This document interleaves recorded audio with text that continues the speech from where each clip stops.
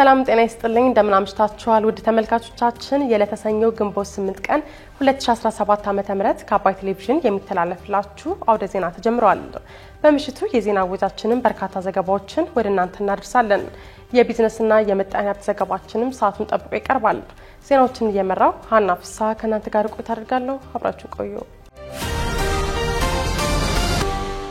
በመጀመሪያው ክፍለ ጊዜ የመረጃ ጥንቅራችንም የኤርትራ ፕሬዝዳንት ኢሳያስ አፈወርቂ ኢትዮጵያ ያላትን የባህር በር ፍላጎት የሚቃረን ንግግር ማድረጋቸውን በጋምቤላ ክልል ከደቡብ ሱዳን የሚነሱ የሙርሌ ታጣቂዎች የሚፈጸሙ ጥቃት መቀጠሉ መገለጹን እንዲሁም ደግሞ በፈረንሳይ ፓሪስ የተጀመረው የጠቅላይ ሚኒስትር አብይ አህመድ የሥራ ጉብኝት በሌሎች የአውሮፓ ሀገራት መቀጠሉን ጨምሮ ሌሎች መረጃዎችን ወደ እናንተ እናደርሳችኋለን። አብራችሁን ቆዩ። የኤርትራ ፕሬዝዳንት ኢሳያስ አፈወርቂ ኢትዮጵያ ያላትን የባህር በር ፍላጎት የሚቃረን ንግግር አደረጉ። የኤርትራው ፕሬዝዳንት ኢሳያስ አፈወርቂ በ34ኛው የኤርትራ ነጻነት በዓል ላይ ባደረጉት ንግግር በኢትዮጵያ መንግስት ላይ የተለመደ ክስ አቅርበዋል። ከፍተኛ የመንግስት ባለስልጣናት፣ የጦር አዛዦችና በሺዎች የሚቆጠሩ ሰዎች በተገኙበት በዚህ ስነ ስርዓት ፕሬዝዳንቱ ኢትዮጵያን የተመለከቱ በርካታ ጉዳዮችን አንስተዋል። ከኢትዮጵያ በኩል የሚነሳውን የባህር በር የይገባኛል ጥያቄ ያልተቀበሉት ኢሳያስ አፈወርቂ በርካታ ኤርትራውያን በተገኙበት ስታዲየም ይህ ፍላጎት የውጭ ባላቸው ኃይሎች አማካኝነት የተፈጠረ ነው ሲሉ ከሰዋል። በዚህ የባህር በር ፍላጎት ጋር በተያያዘ ከኢትዮጵያ መንግስት ጋር የነበራቸው ግንኙነት ያቀዛቀዙት ኢሳያስ የኢትዮጵያ መንግስት የውሃ ጉዳይ አባይና ቀይ ባህር የባህር በር የማግኘት የአፋር ህዝብና መሬትን ጦርነት ለመክፈት ለአጀንዳነት እየተጠቀሙ ነው ሲሉ ከሰዋል። የኤርትራ ህዝብና መንግስት በኢትዮጵያ ለተካሄደው ለውጥ ድጋፍ በማድረጉ አይቆጭም ያሉት ፕሬዝዳንቱ ላለፉት ሁለት ትውልዶች በኢትዮጵያ የአገረ መንግስት ግንባታው እድል ተጨናክፏል ሲሉም ተደምጠዋል። አክለውም በኢትዮጵያ ታይተው የነበሩ ለውጦችን ተስፋ ሰጪ ህዝባዊ ምኞቶች ሲሉ ገልጸው ይህም የውጭ ኃይሎችን ያስደነገጠ ነበር ሲሉ ገልጸውታል። በዚህ ተስፋ ሰጪ በሆኑት እድሎች የተናደዱ የውጭ ኃይሎች አካባቢውን የቀውስ ቀጠና እያደረጉ ነው ሲሉም ተደምጠዋል።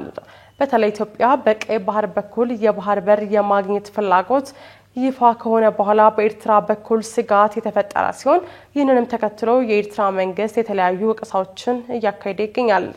በተጨማሪም የኢሳያስ አፈወርቂ መንግስት ከኢትዮጵያ ጋር በህዳሴ ግድብ ውዝግብ ውስጥ ከምትገኘው ግብጽ ጋር ትብብር በመፍጠሩ ውጥረቱ መባባሱ የሚነገር ሲሆን የኢትዮጵያ የወደብ ባለቤትነት ጥያቄን የመጠቀም መብት የግብጽ መንግስትን ማስቆጣቱ ይታወሳል።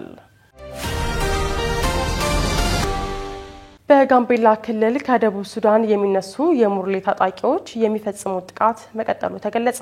በጋምቤላ ክልል በትናንትናው ዕለት ከዲማ ወረዳ ወደ ጎግ ወረዳ ፒኒዶ ከተማ 39 ሰዎችን አሳፍሮ ሲጓዝ በነበረ አውቶቡስ ላይ ከደቡብ ሱዳን የመጡ የሙርሌ ታጣቂዎች በፈጸሙት ጥቃት ከ5 በላይ ሰዎች ተገለዋል። ከደቡብ ሱዳን የተነሱ ታጣቂዎቹ ረፋድ 1 ሰዓት አካባቢ በአውቶቡስ ላይ ተኩስ መክፈታቸውንና በዚህም የ5 ሰዎች ህይወት ማለፉ ተናግረዋል። ከሟቾቹ ውስጥ ሴቶቹ እንደሚገኙበት የተጠቀሰ ሲሆን የሟቾቹ የቀብር ስነ ስርዓት ጥቃቱ በተፈጸመበት ዕለት በዲማ ወረዳ መፈጸሙ ተነግሯል። በጥቃቱ ህይወታቸውን ካጡት በተጨማሪም በርካታ ተሳፋሪዎች መቁሰላቸው የተገለጸ ሲሆን ቁስለኞቹ በአርማዶ 05 ቀበሌ በሚገኘው ጋምቤላ አጠቃላይ ሆስፒታል ተወስደው ሕክምና እየተደረገላቸው እንደሚገኝ ተጠቅሷል። ጥቃቱን አስመልክቶ የጋምቤላ ፖሊስ ኮሚሽን ዛሬ ግንቦት 18 ባወጣው መግለጫ ከዲማ ወደ ጋምቤላ ሲጓዝ በነበረ የህዝብ ማመላለሻ አውቶቡስ በተከፈተ ተኩስ በሰው ህይወትና በንብረት ላይ ከፍተኛ ጉዳት መድረሱን አረጋግጧል። ፖሊስ በመግለጫው ከዲማ ከተማ ወደ ጋምቤላ ከተማ 39 ሰዎችን ጭኖ ይጓዝ የነበረው ቅጥቅጥ የህዝብ ማመላለሻ አውቶቡስ በሱዳን የሙርሌ ታጣቂዎች በተከፈተበት ተኩስ ምክንያት ሹፌሩን ጨምሮ የ5 ሰዎች ህይወት አልፏል ብሏል። በተጨማሪም በሌሎች 7 ሰዎች ላይ ደግሞ ከባድና ቀላል የመቁሰል አደጋ ደርሶባቸው ሕክምና እየተደረገላቸው መሆኑን ከስፍራው በደረሰው መረጃ መረዳቱን አስታውቋል። አካባቢው በተለይ ከደቡብ ሱዳን በሚመጡ የሙርሌ ታጣቂዎች ተደጋጋሚ ጥቃት እንደሚፈጸምበት የሚገለጽ ሲሆን የሰዎች ህይወት በተለያየ ጊዜ እየተቀጠፈ በመሆኑ ከሁለቱም መንግስታት በኩል አስቸኳይ እልባት እንዲሰጠው እየተጠየቀም ይገኛል። በፈረንሳይ ፓሪስ የተጀመረው የጠቅላይ ሚኒስትር አብይ አህመድ የሥራ ጉብኝት በሌሎች የአውሮፓ ሀገራት ቀጥሏል። ጠቅላይ ሚኒስትር አብይ አህመድ በፈረንሳይ የጀመሩት የአውሮፓ ጉብኝታቸው ቀጥሏል። ሉካቸውን ይዘው ፈረንሳይ የቆዩት ጠቅላይ ሚኒስትሩ በዛሬው ዕለት ደግሞ ጣሊያን ሮም ገብተዋል። ጠቅላይ ሚኒስትር አብይ በቆይታቸው ከጠቅላይ ሚኒስትር ጂዮርጂያ ሜሎኒ ጋር ውይይት ያደርጋሉ ተብሎም ይጠበቃል። በሮም ከቢውልድ ግሩፕ ዋና ስራ አስፈጻሚ ፔትሮ ሳሊኒ ጋር ተገናኝተው ንግግር ማድረጋቸውን ያስታወቁት ጠቅላይ ሚኒስትሩ ካምፓኒው የተሳተፉባቸው ባሉ ታላላቅ ሀገራዊ ፕሮጀክቶች አፈጻጸም ላይ መወያየታቸውን አንስተዋል።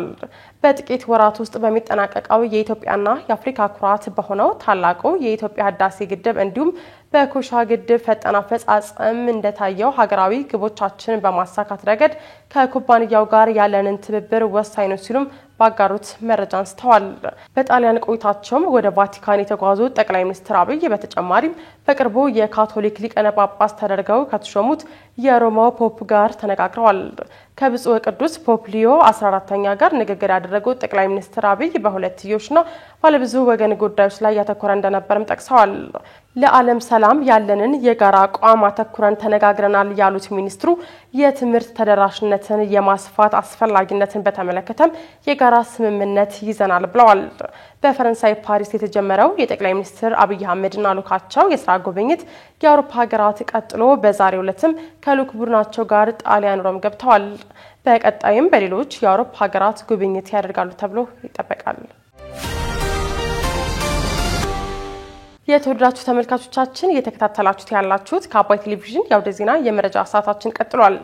የትግራይ ፕሬዝዳንት ጽህፈት ቤት በክልሉ ጊዜያዊ አስተዳደር ፕሬዝዳንት ስም ተሰራጭተዋል ያላቸውን መረጃዎች ማስተባበሉን በሶማሊያ መንግስት ላይ ጥቃቱን እያጠናከረ የሚገኘው አልሸባብ ይዞታውን እያሰፋ መሆኑን መጠቆሙን ጨምሮ ሌሎች መረጃዎችን እያስበለጠ ይዟል። ተከታትለን እንመለስ።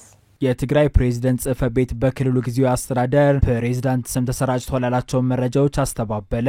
የትግራይ ፕሬዝዳንት ጽህፈት ቤት በክልሉ ጊዜያዊ አስተዳደር ፕሬዝዳንት ስም የተከፈቱ የማህበራዊ ሚዲያ ገጾች እንደሌሉ አስታውቀዋል። ጽህፈት ቤቱ ባወጣው መረጃ በፕሬዝዳንት ሌተናል ጀነራል ታደሰ ወረደ ስም የተከፈቱ የማህበራዊ ሚዲያ ገጾች መኖራቸውን ጠቅሶ በእነዚህ ገጾች የተለያዩ ሐሰተኛ መረጃዎች እየተሰራጩ ነው ብሏል። በእነዚህ ገጾች ላይ የሚጋሩ መረጃዎችን ተከትሎ የተለያዩ ቅሬታዎች እየደረሱ ነው ያለው ቢሮው በፕሬዝዳንቱ የተከፈቱ ምንም አይነት የማህበራዊ ሚዲያ ገጾች የሉም ብሏል። በፕሬዝዳንቱ ስም በተከፈቱ የማህበራዊ ሚዲያ ገጾች ከተሰራጩ መረጃዎች መካከል አንዱ የኤርትራ ሰራዊት የተቋጠረውን የትግራይ አካባቢዎችን ለቆ ወደ ግዛቱ መመለስ ጀምሯል የሚል የሚገኝበት ሲሆን ይህም የተለያዩ ጥያቄዎችን እያስነሳ ይገኛል። ይህንን በተመለከተ አስተያየታቸውን የሰጡ በትግራይና በኤርትራ ድንበር የሚኖሩ ዜጎች መረጃው የተሳሳተ ነው ሲሉ ተናግረዋል። የኤርትራ ሰራዊት በኃይል ከያዛቸው አካባቢዎች ወጥቷል ተብሎ የሚወራው መረጃ ከሀቅ የራቀ ውሸት ነው ሲሉም ነዋሪዎቹ ተናግረዋል። የኤርትራ ሰራዊት አሁንም በምስራቃዊ ዞን ድንበር የሚገኙ የሁለት ወረዳ 8 ቀበሌዎችና 2 ከተሞች ይዞ ይገኛል ሲሉም ነዋሪዎቹ አስረድተዋል። ነዋሪዎቹ በኤርትራ ሰራዊት በኃይል የተያዙ የኢትዮጵያ ቦታዎች ከወራሪ ነፃ እንዲሆኑ ለፌዴራል መንግስትና ለዓለም አቀፉ ማህበረሰብ ጥሪ ማቅረባቸውንም ቲክቫ ዘግቧል። አንዳንድ የማህበረሰብ አንቂ ነንባዮች መሬት ላይ ያለውን ሀቅ በመገልበጥ የኤርትራ ሰራዊት ቦታዎችን ለቆ ወጥቷል ብለው በማህበራዊ ሚዲያ የሚያጋሩት መረጃ ፍጹም ሐሰት ነው ሲሉ መናገራቸውን ዘገባው ጠቅሷል። አካል ጉዳተኛ ተማሪዎች ከትምህርት ገበታቸው እየተስተጓጎሉ ያለበት ሁኔታ እንዲሻሻል ኢሰመኮ አሳሰበ። የኢትዮጵያ ሰብአዊ መብቶች ኮሚሽን ኢሰመኮ የአካል ጉዳተኛ ተማሪዎችን የትምህርት መብት ለማረጋገጥ የትምህርት ግብዓት አቅርቦት፣ ከባቢያዊና የመረጃ ተደራሽነት እንዲሁም የአመለካከት ድክመቶች ላይ መሰራት እንደሚያስፈልግ አሳስቧል። ኢሰመኮ በልዩ አዳሪና አካቶ ቅድመ መደበኛ የመጀመሪያና ሁለተኛ ደረጃ ትምህርት ቤት የአካል ጉዳተኛ ተማሪዎች የሰብአዊ መብቶች ሁኔታን አስመልክቶ በኦሮሚያ ክልል በሲዳማ ና በማዕከላዊ ኢትዮጵያ ክልሎች በተመረጡ ትምህርት ቤቶች ባከናወነው ክትትል የተለዩ ግኝቶች ላይ ከባለድርሻ አካላት ጋር የምክክር መድረኮችን ማካሄዱን አስታውቋል። በዚህም የአካባቢያዊ ተቋማዊ መረጃና ተግባቦት ክፍተት፣ የአመለካከት ችግሮች መኖር፣ አካል ጉዳተኛ ተማሪዎች ወደ ትምህርት ቤት እንዲመጡ ለማስቻል ተደጋጋሚ ማህበረሰብ ቅስቀሳ ለመደረግና በክልልና በከተማ ትምህርት ጽሕፈት ቤቶች የሚደረጉ ድጋፍና ክትትሎች በቂ አለመሆን ከግኝቶቹ መካከል የተጠቀሱት መሆናቸው ተጠቁሟል። የጉዳት አይነትን መሰረት አድርገው የሚቋቋሙ አዳሪ ትምህርት ቤቶች ተደጋጋሚ ጉዳት ያለባቸውን ተማሪዎች የማይቀበሉ መሆኑ፣ ሴት አካል ጉዳተኛ ተማሪዎች የሚያጋጥማቸውን ተደራራቢ ተጋላጭነት መሰረት ያደረገ ልዩ ድጋፍ አለመኖር፣ እንደየጉዳት አይነታቸው ተማሪዎች የሚደርስባቸው የመብት ጥሰት ስፋት የሚለይ መሆኑ፣ የአእምሮ እድገት ውስንነት ያለባቸው ተማሪዎች የትምህርት መብታቸውን ለመጠቀም ከፍተኛ ተግዳሮት እንደሚያጋጥማቸው ገልጸዋል። በተለየ መልኩ ደግሞ በጋምቤላ ክልል ክትትል በተደረገባቸው ትምህርት ቤቶች ቤቶች የአይናቸው የማየት አቅም ከቀነሰ ጥቂት ተማሪዎች በቀር አይነ ስውራን ተማሪዎች ወደ ትምህርት ቤት እየሄዱ ባለመሆኑ ለአይነ ስውራን የመጣ የትምህርት መረጃ ቁሳቁስ ጥቅም ላይ ሳይውል ተከማችቶ መገኘቱን አረጋግጫለሁ ብሏል። የኢሰመኮ የአካል ጉዳተኞችና አረጋውያን መብቶች ስራ ክፍል ዳይሬክተር ሜቲ አቶምሳ ከቅርብ ጊዜ ወዲህ ወደ ከፍተኛ ትምህርት ተቋማት የሚቀላቀሉ አካል ጉዳተኛ ተማሪዎች ቁጥር ማሽቆልቆሉን መጠቆማቸውን ከኢሰመኮ ያገኘነው መረጃ ያመለክታል። ህወሓት በድጋሚ ግጭት እንዲቀሰቀስ እየሰራን ያሉት አቶ ጌታቸው ረዳ የትግራይ ህዝብ እንዲቃወመው ጥሪ አቀረቡ። የጠቅላይ ሚኒስትሩ የምስራቅ አፍሪካ ጉዳዮች አማካሪ ሚኒስትር ጌታቸው ረዳና የመስኖና ቆላማ አካባቢ ሚኒስትር አብርሃም በላይ በአዲስ አበባ ከሚኖሩ የትግራይ ተወላጆች ጋር በትግራይ ክልል ወቅታዊ ሁኔታ ዙሪያ ምክክር አድርገዋል። ዶክተር አብርሃም በላይ በዚህ ወቅት እንዳሉት የትግራይ ህዝብ የጥቂት ስልጣን ፈላጊ ቡድኖች ድምጽ እየሰማ ለአመታት ተጉዟል። ከዚህ በኋላ በሐሰት ፕሮፓጋንዳ አይታለልም ብለዋል። የትግራይ ወጣት የጥቂት ሰዎችን ፍላጎት ለማሟላት የሚከፈል መስዋዕትነት አይኖርም ነው ያሉት። የትግራይ ህዝብ ዋና አጀንዳ ሰላም መሆኑን የገለጹት ዶክተር አብርሃም በላይ በክልሉ ዘላቂ ሰላምና ልማት ላይ በጋራ መምከር እንደሚገባ ገልጸዋል። አቶ ጌታቸው ረዳ በበኩላቸው በትግራይ ክልል አሁን የተፈጠረው ችግር የትግራይ ፖለቲከኞች የፈጠሩት ነው ብለው አመራሩ የያዘውን ግትር አቋም ትግራይን ከአደጋ ስጋት እንዳናወጣ አድርጓታል ሲሉ ገልጸዋል። ህወሓት የፕሪቶሪያን የግጭት ማቆም ስምምነት እንዳይተገበር እንቅፋት ሆኗል ሲሉ በውይይቱ ላይ ከሰዋል። አቶ ጌታቸው ረዳ ክለውም ህወሓት በድጋሚ ግጭት እንዲቀሰቀስ ያደርገዋል ያሉትን እንቅስቃሴ የትግራይ ህዝብ ውድቅ እንዲያደርገው አሳስበዋል። የግጭት ማቆም ስምምነቱ ሙሉ በሙሉ ተግባራዊ እንዲሆን ከተፈለገ የትግራይ ህዝብ የህወሓትን ድርጊት መቃወም እንዳለበት አቶ ጌታቸው ረዳ ተናግረዋል። የትግራይ ክልል ግንኙነት ከፌዴራል መንግስት ጋር መሆኑ ግድ ነው ያሉት አማካሪ ሚኒስትሩ ከእከሌ ጋር ሆኜ ማጥቃት እችላለሁ የሚለው ማጋለጥ አለብን ብለዋል። በአሁኑ ጊዜ 99% የሚሆነው አመራር ሰላም ፈላጊ ነው ያሉት አቶ ጌታቸው ረዳ ጥቂት የግጭት ጠማቂዎችን በጋራ ልንታገላቸው ይገባል ሲሉ ገልጸዋል። በሶማሊያ መንግስት ላይ ጥቃቱን እያጠናከረ የሚገኘው አልሸባብ ይዞታውን እያሰፋ መሆኑ ተጠቆመ። በኢትዮጵያና በኬንያ ድንበር አካባቢዎች ላይ ጥቃት የሚያደርሰውና በሶማሊያ መሰረቱን አድርጎ የሚንቀሳቀሰው አልሸባብ ይዞታውን እያሰፋ እንደሚገኝ ተገልጿል። አልሸባብ በሶማሊያ ጥቃቱን ከየካቲት ወር ወዲህ በከፍተኛ ደረጃ እያጠናከረ ሲሆን ትኩረቱን በዋና ከተማ ሞቃዲሾ አጎራባች በሆኑትና በመካከለኛው ሂራን ክልል አካባቢዎች በሚገኙት የታችኛውና መካከለኛው ሸበሌ ላይ አድርጎ ነበር። እነዚህ በታጣቂዎች ቁጥጥር ስር ዳግም የወደቁ ስፍራዎች በሞቃዲሾና በሸበሌ አካባቢዎች እንዲሁም በተቀረው የአገሪቱ አካባቢዎች ወታደሮችን አስፈላጊ ቁሳቁሶችን ለማጓጓዝ ወሳኝ ናቸው ተብሎ ይታመንባቸዋል። ታጣቂዎቹ ከተሞችን የሚያገናኙ መንገዶችን የቆረጡ ሲሆን የጦር መሳሪያ የጫኑ ተሽከርካሪዎች ወደ ሞቃዲሾ ለማስገባት የሚያስችሉ ድልድዮችን በቁጥጥራቸው ስር ማዋላቸው ተገልጿል።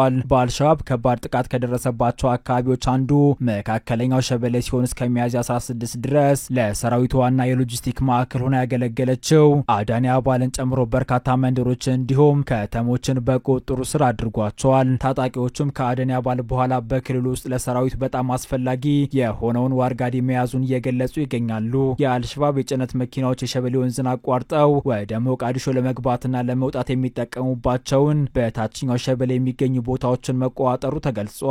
ከቅርብ ዓመታት ወዲህ በሞቃዲሾ የሚደርሰው ከባድ የአልሸባብ አጥፍቶ ጠፊ ጥቃት ከቀነሰባቸው ዋና ዋና ምክንያቶች አንዱ የመንግስት ኃይሎች ታጣቂዎቹን ከእነዚህ አካባቢዎች በማስወጣታቸው እንደነበር የጠቀሰው የቢቢሲ ዘገባ ቡድኑ በአሁኑ ወቅት እነዚህ አካባቢዎችን እየተቆጣጠረ እንደሚገኝ ዘግቧል።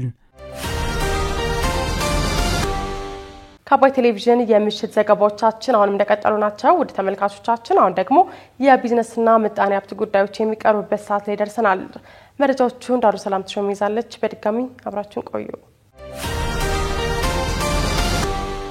የኢንሹራንስ ዘርፉ ለውጭ ባለሀብቶች ክፍት እንዲሆን የሚያስችል አዲስ አዋጅ በዝግጅት ላይ እንደሚገኝ ተነገረ። የኢትዮጵያ ብሔራዊ ባንክ የሀገሪቱን የኢንሹራንስ ዘርፍ ለውጭ ባለሀብቶች ክፍት የሚያደርግ አዲስ አዋጅ በዝግጅት ላይ መሆኑን አስታውቋል። ውሳኔው የኢትዮጵያን የፋይናንስ ኢንዱስትሪ ለማዘመን እየተደረገ ካለው ሰፊ ጥረት አንዱ አካል ነው ተብሏል። ይህ የተገለጸው 51ኛው የአፍሪካ ኢንሹራንስ ተቋም ዓመታዊ ኮንፈረንስና አጠቃላይ ስብሰባ በአዲስ አበባ በተጀመረበት ወቅት ነው። የብሔራዊ ባንክ ገዢ ማሞ ምህረቱ እንደተናገሩት የባንኩን ዘርፍ ለውጭ ባንኮች ክፍት ያደረገው አዲስ አዋጅ የፋይናንስ ዘርፉን ለማዘመን በተደረገው ጥረት ትልቅ ምዕራፍ እንደሆነ ተደርጎ ይታያል ያሉ ሲሆን በዚህ ስኬት ላይ በመመስረት ባንኩ አሁን ደግሞ ትኩረቱን የኢንሹራንስ ኢንዱስትሪውን በማሻሻል ላይ አድርጓል ብለዋል። በቅርቡ ይወጣል ተብሎ የሚጠበቀው አዲሱ የኢንሹራንስ አዋጅ ለዘርፉ ጠንካራና ዘመናዊ መሰረት እንደሚጥል ተስፋ ተጥሎበታል ሲሉም አክለዋል። መጪው የህግ ማሻሻያ የኢትዮጵያን የኢንሹራንስ ገበያ ይበልጥ ለማጠናከር ያለመ መሆኑና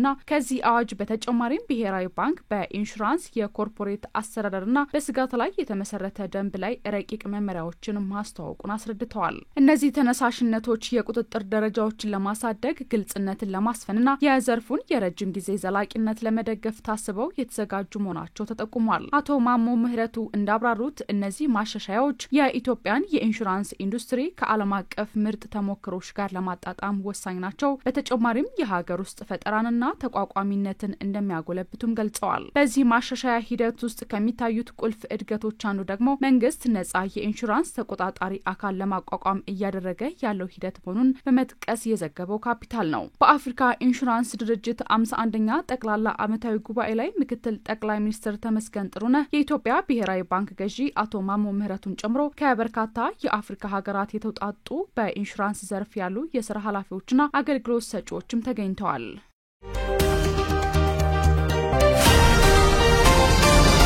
የሴቶች የንጽህና መጠበቂያ ላይ የዋጋ ንረት እየጨመረ የመጣው በግብአት አቅርቦት ችግር መሆኑ ተጠቆመ። በሴቶችና ማህበራዊ ጉዳይ ሚኒስቴር የሴቶች መብት ጽሕፈት ባለሙያ የሆኑት ወይዘሪት መሐሌት አማረ የሴቶች የንጽህና መጠበቂያ ወይም ሞዴስ በየጊዜው የዋጋ ንረቱ እየጨመረ ያለው በግብአት አቅርቦት ችግር መሆኑን ተናግረዋል። ለዚህም ከውጪ ከሚመጡ ግብአቶች ላይ የነበረውን ቀረጥ ከ30 ወደ 10 ዝቅ ቢደረግም ለውጥ ማምጣት አለመቻሉን ተናግረዋል። አሁን ባለው የገበያ ዋጋ አንድ ሞዴስ ከ50 እስከ 60 ብር ነው ያሉት ባለሙያ በዚህም ሴቶች ለወር አበባ ብለው የሚያስቀምጡት ገንዘብ ባለመኖሩ ለችግር እንደሚጋለጡ አንስተዋል። አክለውም የንጽህና መጠበቂያዎች በሀገር ውስጥ የሚመረቱ ቢሆንም እንኳ በተለይም ጥሬ ዕቃው ከውጭ የሚመጣ በመሆኑ ሙሉ በሙሉ ከታክስ ነጻ ሆኖ እንዲገቡ ለማስቻል ከገንዘብ ሚኒስቴር ጋር የማመቻቸት ስራዎች እየተሰሩ መሆኑን ለቲክቫ ተናግረዋል። የንጽህና መጠበቂያዎች እንደ አንድ የሕክምና ቁሳቁስ ተቆጥሮ በሁሉም የመድኃኒት ፋርማሲዎች ላይ እንዲሸጥ ለማድረግ ከጤና ሚኒስቴር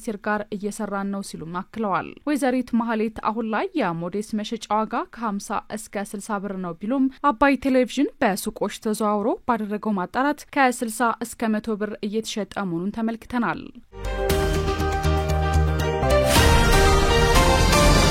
ትራምፕ በአውሮፓ ህብረት ላይ ለመጣል ያቀዱትን የ50 በመቶ ታሪፍ ቀነ ገደብ አራዘሙ። የአሜሪካው ፕሬዝዳንት ዶናልድ ትራምፕ በአውሮፓ ህብረት ላይ ለመጣል ያቀዱትን የ50 በመቶ ታሪፍ ቀነ ገደብ እስከ ጁላይ 9 ድረስ አራዝመዋል። ትራምፕ የታሪፍ ትግበራውን ያራዘሙት ከአውሮፓ ህብረት ኮሚሽን ኃላፊ ኡርሱላ ቮን ዴር ሌየን ጋር በስልክ ከተወያዩ በኋላ ነው። ፕሬዝዳንቱ ኃላፊዋ ስልክ ደውለው በታሪፍ ትግበራው ላይ ጠንከር ያለ ድርድር ማድረግ እንደሚፈልጉ እንደገለጹላቸው ተናግረዋል። የታሪፍ ትግበራው ቀነ ገደብ እንዲራዘም ጥያቄ አቅርበውልኝ እኔ ያንን ለማድረግ ተስማምቻለሁ ብለዋል። ኃላፊዋ ከስልክ ውይይቱ በኋላ በኤክስ ገጻቸው ላይ ባሰፈሩት መልእክት ከትራምፕ ጋር መልካም ቆይታ ማድረጋቸውን ጠቁመው ጥሩ ስምምነት ላይ ለመድረስ እስከ ሐምሌ 9 ድረስ ተጨማሪ ቀን እንደሚያስፈልጋቸው ማስታወቃቸውን ቢቢሲ ዘግቧል። ፕሬዝዳንት ዶናልድ ትራምፕ 27 አባል ሀገራት ባሉት የአውሮፓ ህብረት ላይ 50 በመቶ ታሪፍ እንደሚጥሉ መዛታቸው ይታወሳል። ፕሬዝዳንቱ ስራ ከጀመሩበት ጊዜ አንስቶ